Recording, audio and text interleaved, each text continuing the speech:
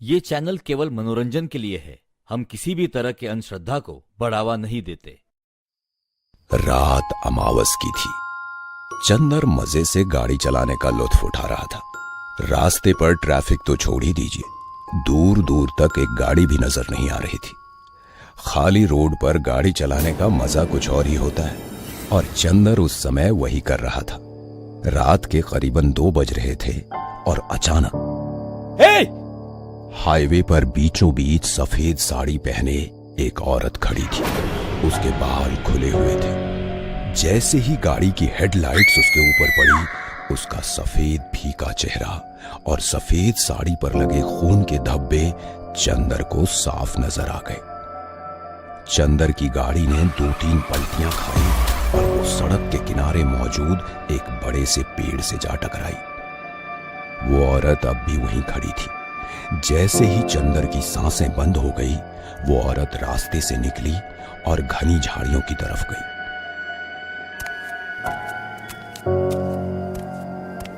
आज बड़ा शिकार मिला। ये अमावस की रात हमेशा कुछ न कुछ अच्छा दिलाती ही है। चल, बड़ा हाथ मारा है आज हमने। तुम्हें डर नहीं लगता किसी दिन कोई गाड़ी आकर मुझे ठोकर देगी? पागल मत बन, आज तक कभी हुआ ऐसा? आखिर कब तक करना है ये सब? और पैसे जमा होने तक। वैसे भी इससे अच्छा काम और कोई हो सकता है? हर 15 दिन में 10-12 हजार तो यूं ही मिल जाते हैं। फिर इस काम में क्या बुराई है? चल जल्दी कपड़ा बदल ले, निकलना होगा किसी के आने से पहले। रतन और कंचन का यही एक काम था। हाईवे पर अमावस की रात में किसी ना किसी सुनसान जगह पर कंचन खड़ी रहती थी और उसे बचाने के चक्कर में गोते खाती कार के ड्राइवर को लूटकर रतन भाग निकलता था। अगली अमावस तक माहौल ठीक ठाक रहा तो दोनों वापस यही हरकत करते थे। रतन, तुमने उस कार वाले को चाकू मारा? तो क्या करता, साला मरा ही नहीं था, जख्मी छोड़ देता उसे। कल अगर पुलिस से सब कह देता तो हमारी दुकान बंद हो जाती। देखो, थोड़ा बहुत पैसा तो हमने बचाया है। चलो ना कहीं दूर चलते हैं, मेहनत की कमाएंगे, कम पैसे मिलेंगे पर ये डर तो नहीं रहेगा। बेवकूफ है क्या? कैसा डर? देख कंचन, काम काम है, ये सही है या कोई और सही, और जोखिम किस काम में नहीं होता। कल अगर किसी इमारत पर मजदूरी करूंगा तो ऊपर से गिरने का खतरा तो होगा ही, तो इसमें क्या बुराई है? फिर भी ये लोगों को मारना, लूटमार चलो ठीक है, पर आजकल तुम लोगों का खून करने लगे हो और जरा भी नहीं कतराते। मुझे तो तुमसे ही डर लगने लगा है। नहीं मारूंगा तो कल पुलिस मुझे मारेगी। अब चुप कर और रोटी परोस। पिछले 3 महीनों में तुमने 5 खून किए हैं, कभी सोचा है? देख कंचन, और कुछ महीने फिर हम यहाँ से दूर चले जाएंगे, ठीक है? अब चुप रह और खाना खा। फिर एक बार अमावस की रात आ गई। कंचन और रतन तैयार थे। इस बार हल्की सी बारिश हो रही थी। रतन ने सोचा ये बात अच्छी है, क्योंकि शायद गाड़ी ज्यादा पलटियां खाए तो ड्राइवर के बचने की उम्मीद कम हो जाएगी। कंचन रास्ते के बीचों बीच बाल खुले रखकर खड़ी थी। पता नहीं, पर कंचन आज ज्यादा मायूस लग रही थी रतन को। दूर से एक गाड़ी आ रही थी। सब कुछ हमेशा की तरह हुआ। गाड़ी का रास्ते से उतरना, ड्राइवर का मरना, रतन को अच्छा फायदा होना। रतन काफी खुश था। वो दौड़कर कंचन के पास गया। हाँ, ज्यादा ही माल मिला कंचन। क्या हुआ, कुछ कहोगे नहीं? क्या कहना है, तुम खुश हो ना? हाँ, आज तो कसम से बड़ा हाथ मारा। अरे अपने बाल तो बांधो, अब जल्दी करो, निकलना होगा यहाँ से। और कब तक खेलोगे ये खेल? किसी दिन भुगतना होगा तुम्हें। अब क्या हुआ तुझे? फिर वही नाटक। कंचन! कंचन सामने ही जमीन पर पड़ी थी। बदन से निकलते खून को बारिश का पानी फैला रहा था। किसी ने उसका पेट बुरी तरह से फाड़ा था।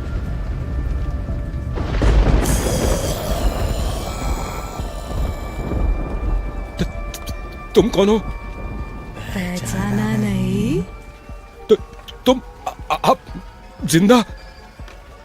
ये वही औरत थी जिसे रतन ने एक्सीडेंट के बाद बेरहमी से चाकू चलाकर मार डाला था। उसका बेटा और पति तो पहले ही मर चुके थे, लेकिन अपनी आखिरी सांसें लेती हुई ये औरत रतन को ही देख रही थी, मानो उसका चेहरा अपने जेहन में उतार रही थी। रतन ने बस एक मंगल सूत्र के लिए उसका गला चीरकर उसे मौत के घाट उतारा था। बचाओ! बचाओ! बचाओ! चीखते चिल्लाते रतन ने वहां से भागने की कोशिश की, लेकिन बदले में सुलगती रूह के मुकाबले उसका भागना बेकार गया। उस भयानक औरत ने उसे अपने लंबे हाथों से जकड़ लिया और बड़े आराम से उसका गला अपने नुकीले नाखूनों से चीरती रही जब तक उसकी जान नहीं निकल गई।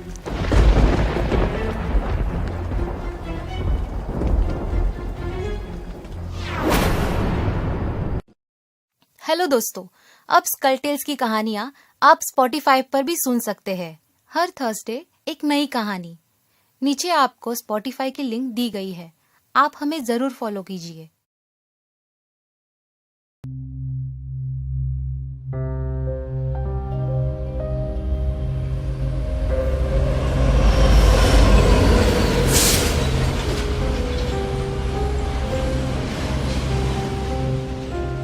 नीरज वर्मा मथुरा नगर कोर्ट का एक उभरता वकील उस दिन बड़ा ही खुश था। अपनी पत्नी के साथ सेकेंड हैंड कार खरीदने वो गैराज वाले के पास गया था। नहीं यार, सेकेंड हैंड बाइक तो है, इतनी महंगी क्यों बेच रहे हो? सर महंगी नहीं है ज्यादा, आप लेकर तो देखिए, आपका पैसा वसूल होगा, ये यकीन मानिए।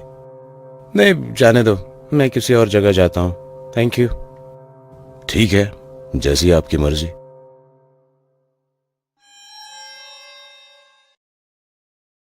कहिए नीरज साहब, डिलीवरी ले जाएंगे आज ही?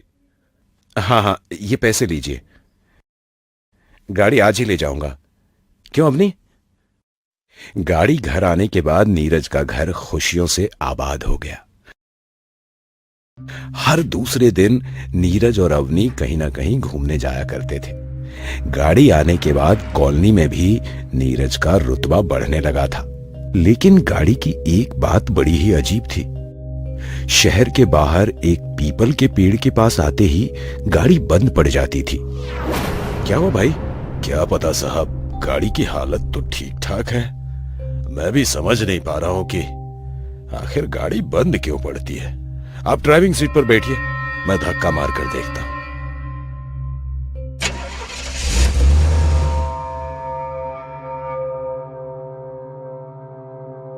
अजीब बात है साहब, किसी दिन गाड़ी पूरा दिन गैराज में रखना, एक बार चेक तो कर लेता हूं।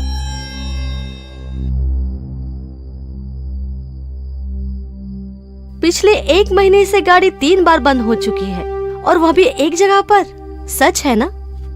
हाँ सच है, मगर कहना क्या चाहती हो? नीरज, देखो मुझे यह बात बड़ी अजीब लग रही है। तुम किसी मंदिर में जाकर गाड़ी की शांति करा लो, ऐसे होते रहना ठीक नहीं है। देखो अवनी, मैं एक पढ़ा लिखा इंसान हूं, मैं इन बातों पर विश्वास नहीं करता। हो सकता है गाड़ी कुछ देर चलकर खराब हो जाती है।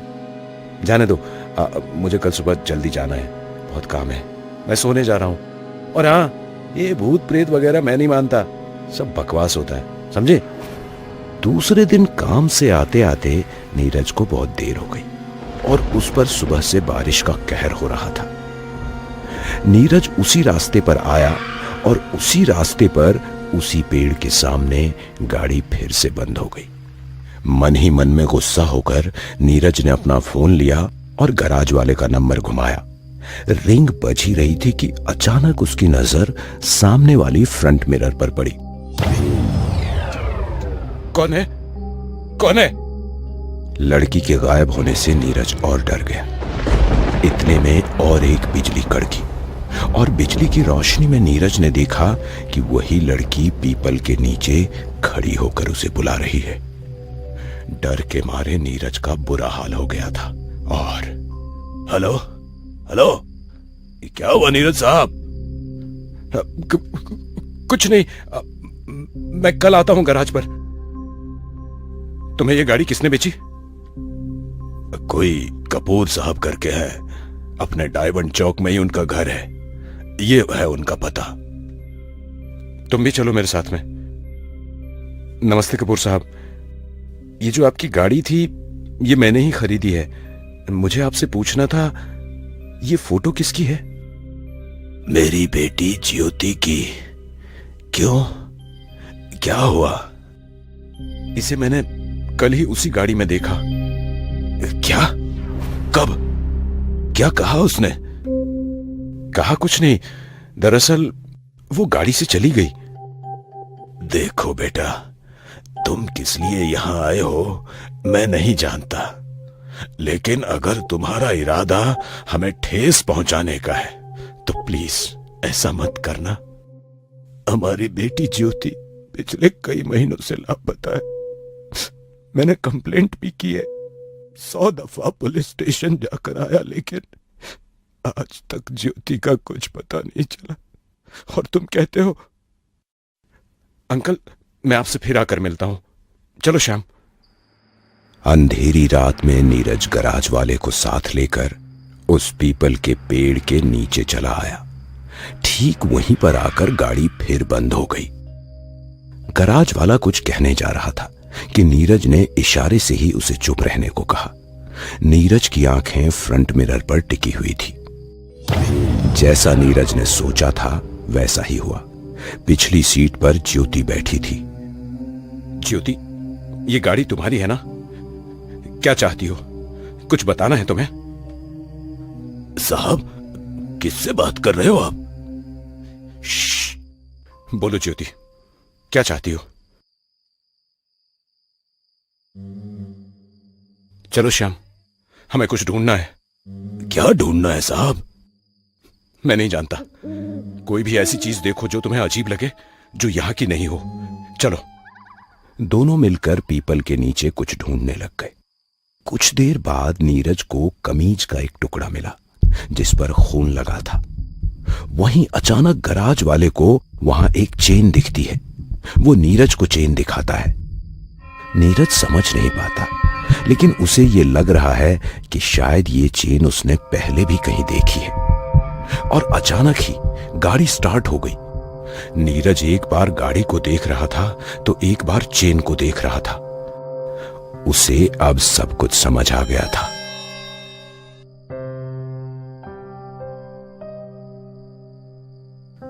श्याम, याद है हम ये गाड़ी लेने आए थे, तब एक लड़का कोई बाइक खरीदने आया था।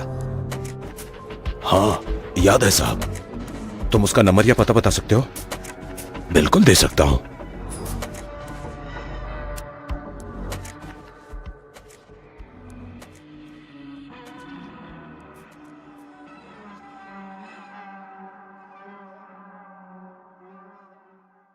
बोल अब, सब कुछ सच बता दे, वरना हड्डी पसली यहीं पर एक कर दूंगा।